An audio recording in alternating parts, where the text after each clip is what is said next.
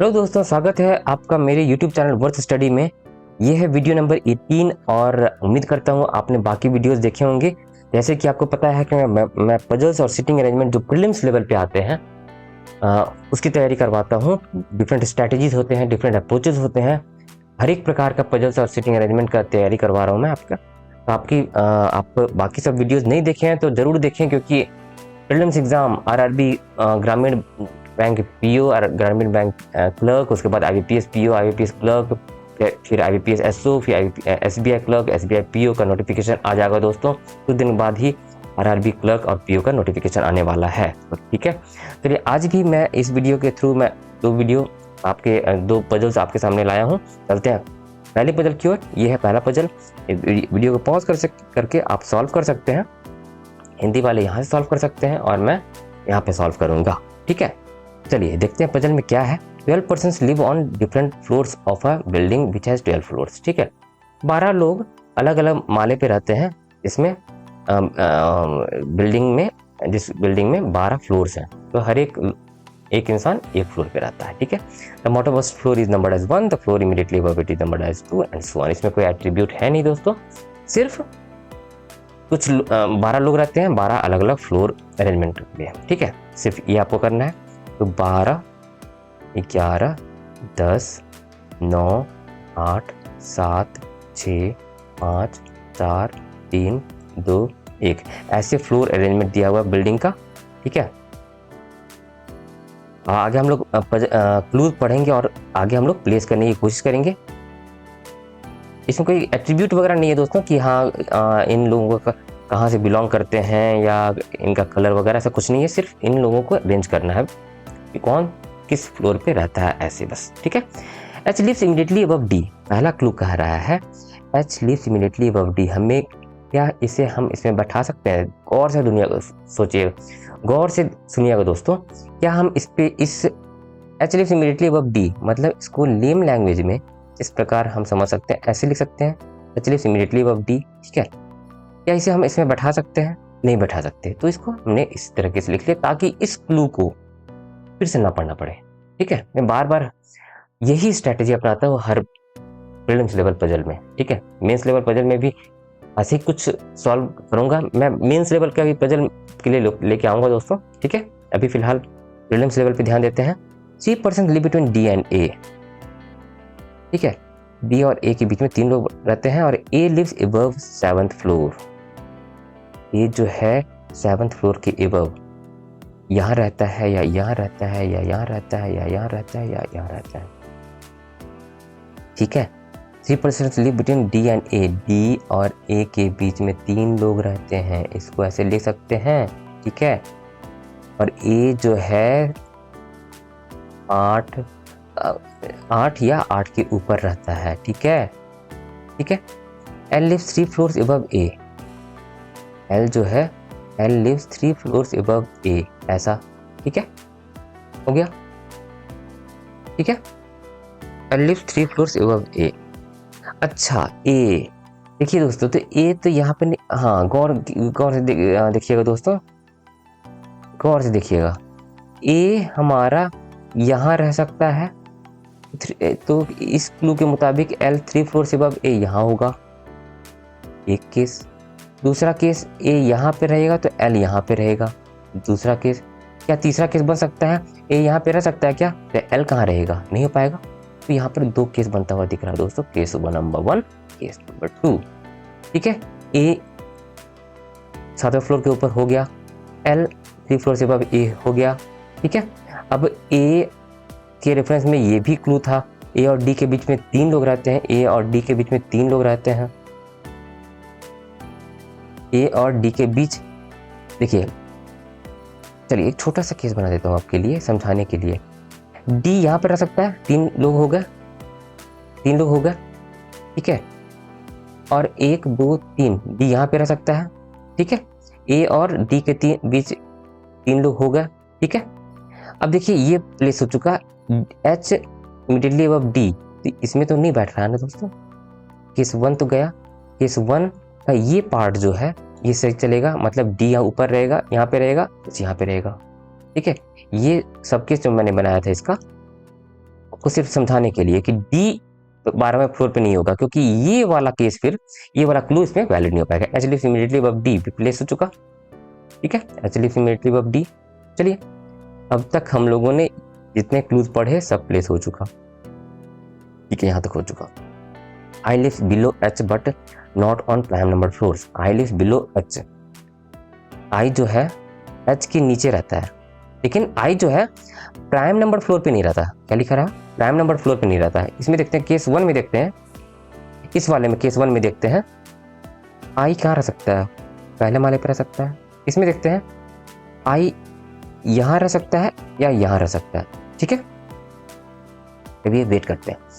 As many persons live below I as above G, इसका मतलब क्या हुआ दोस्तों, इसको गौर से देखिएगा। ये बिल्कुल ऐसे ही सेंटेंस फ्रेम करके बिल्कुल ऐसे ही वर्ड स्ट्रक्चर रहता है, एग्जाम्स में भी आता है दोस्तों। As many persons live below I as above G, इसका मतलब ये हुआ दोस्तों कि आई के नीचे उतना ही लोग रहते हैं जितने कि जी के ऊपर रहते हैं। तो देखिए केस 1 में आई के नीचे कोई नहीं है, तो जी के भी ऊपर कोई नहीं होगा, हो गया। अगर हम आई को यहाँ बैठा दें, केस 2 में आई यहाँ पे बैठाते हैं, तो आई के नीचे कोई नहीं, तो जी को सबसे ऊपर बैठा सकते हैं, लेकिन एल बैठा हुआ है, यानी कि आई यहाँ पे नहीं होगा दोस्तों। क्लियर हो गया, यहाँ से आई यहाँ पे नहीं होगा, तो आई कहाँ पे होगा, चौथे माले पे होगा। वो आई के नीचे की जितने लोग हैं उतना ही जी के ऊपर हैं।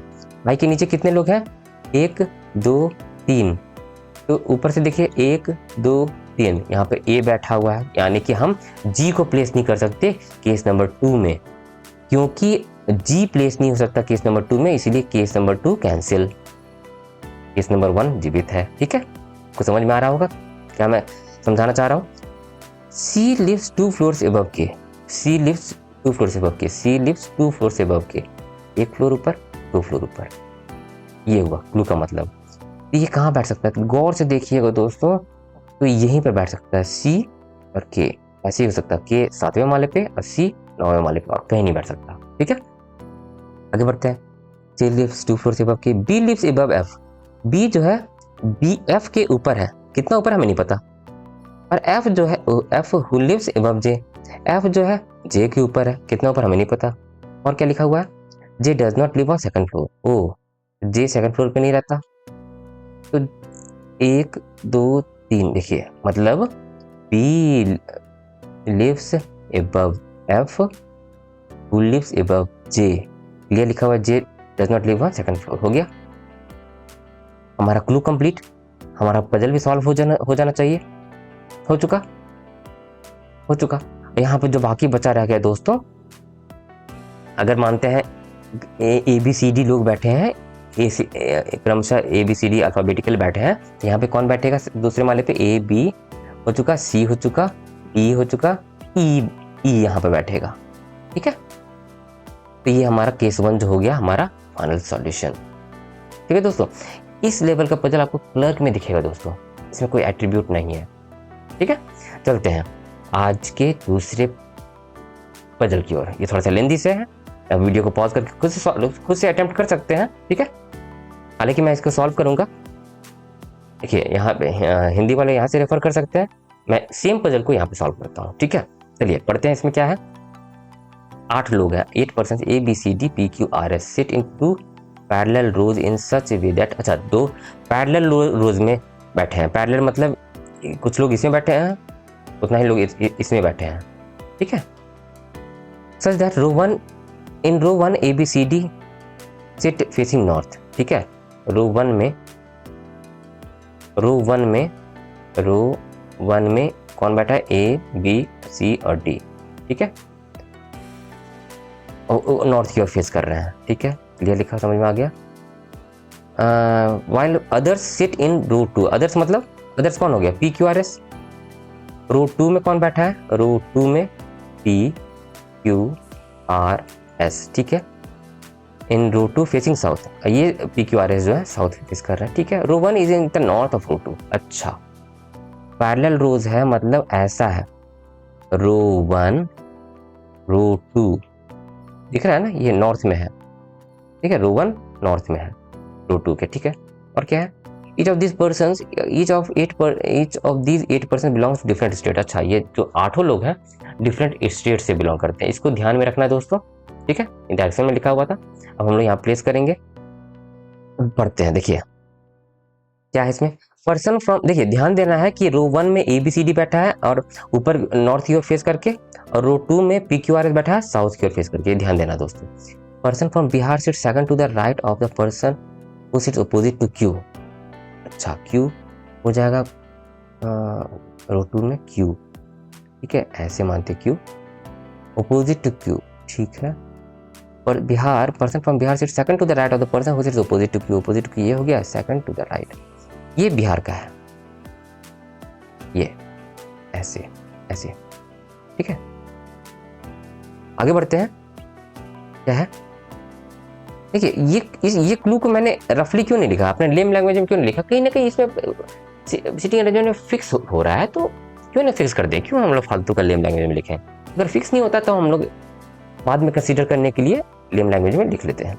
A sits immediate left of the person from Bihar, A sits immediate left, ध्यान दीजिएगा ये सब रो 1 वाले लोग नॉर्थ की ओर फेस कर रहे थे, ए यहाँ पे बैठेगा, A sits immediate left of the person from Bihar and sits opposite to the person from New Delhi, ये न्यू दिल्ली का हो गया, opposite to person from New Delhi, ठीक है।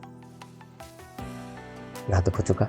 R sits opposite to the person from MP, R sits opposite to the person from MP, R तो row 2 में बैठेगा, ठीक है, but he is not the neighbour of the person from New Delhi. New Delhi इसके neighbour में नहीं बैठा है आर, तो देखिए एक केस क्लियर बन रहा है दोस्तों, यहाँ पर ध्यान दीजिएगा, ये आर कहाँ कहाँ बैठ सकता है।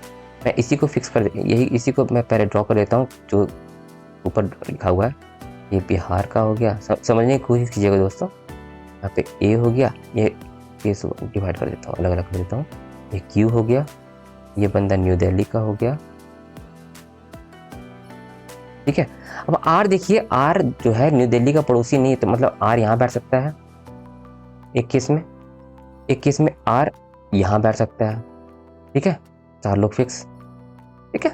दूसरा केस बना, ठीक है, R sits opposite to the person from MP, ये opposite to the person from MP हो गया ऊपर, MP हो गया ये, ठीक है, ऊपर वाला, ठीक है, but he is not the neighbour of the person from New Delhi, ठीक है। आर जो है न्यू दिल्ली का पड़ोसी नहीं है, न्यू दिल्ली का पर्सन जो है उसका पड़ोसी नहीं है। डी यहाँ तक हो चुका, D is neither from Bihar nor MP, D जो है नहीं बिहार का है नहीं MP का है, मतलब डी यहाँ पे बैठेगा, नहीं बिहार का नहीं MP का है, मतलब सॉरी ये जो है, सॉरी ये तो Q का है, Q है ना दोस्तों, यहाँ पे बैठा है, डी यहाँ पे बैठेगा, ठीक है, Q तो रो 2 में बैठा है ना दोस्तों, ठीक है।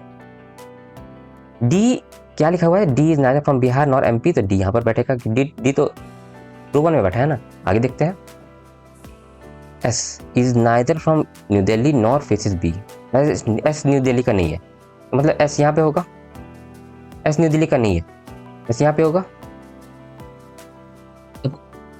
ये हो गया, और एस जो है दिल्ली का नहीं है, ना ही B को फेस करता है, मतलब यहाँ B नहीं होगा, B यहाँ पे होगा, एस B को फेस नहीं करता, B यहाँ पे होगा, यही हो गया दोस्तों।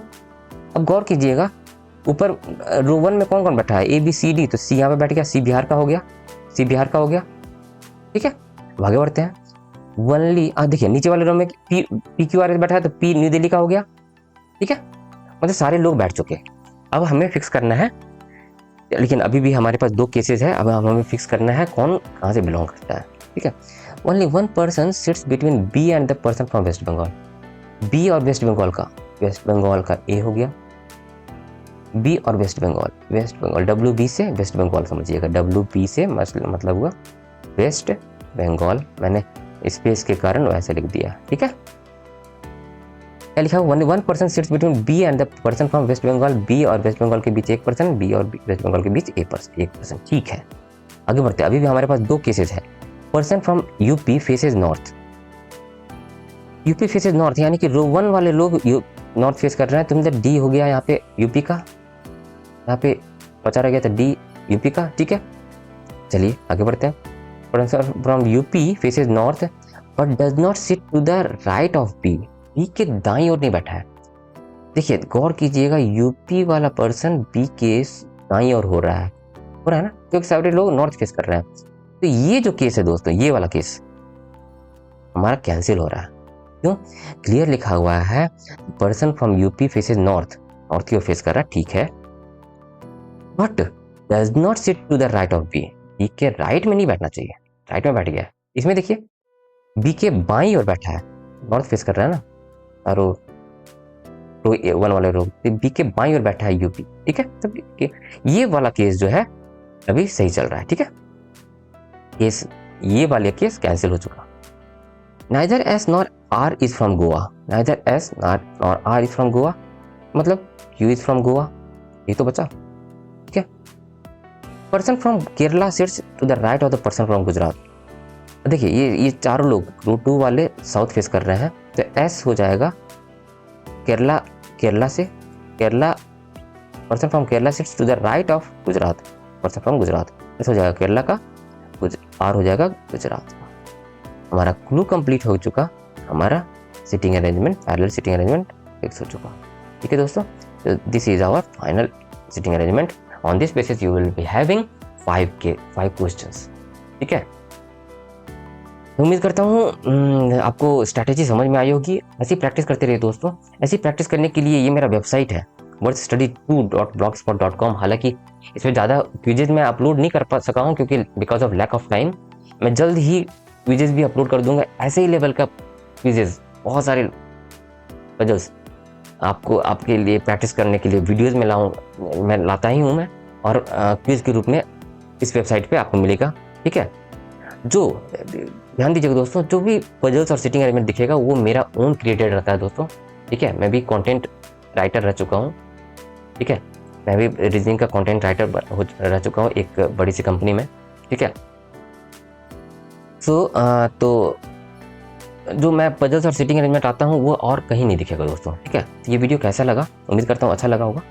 लाइक कर दीजिए, अपने दोस्तों के साथ शेयर कर दीजिए जो आपके साथ एग्जाम्स की तैयारी करते हैं, बैंकिंग एग्जाम्स की तैयारी करते हैं, इंश्योरेंस एग्जाम्स की तैयारी करते हैं, ठीक है। अब तक मेरा YouTube channel word studies subscribe नहीं किया तो सब्सक्राइब कर दीजिए, बेल बटन प्रेस कर दीजिए, ताकि मैं रोज 6:30 बजे के आसपास वीडियो आपके लिए लाता हूँ पजल्स एंड सिटिंग अरेंजमेंट से रिलेटेड, प्रीलिम्स से रिलेटेड, वो आपको मिल सके। आगे मैं मेंस लेवल का भी पजल्स लेके आऊँगा दोस्तों, ठीक है। अभी प्रीलिम्स की तैयारी कर लीजिए, ठीक है। जल्दी से सब्सक्राइब कर दीजिए, ठीक है।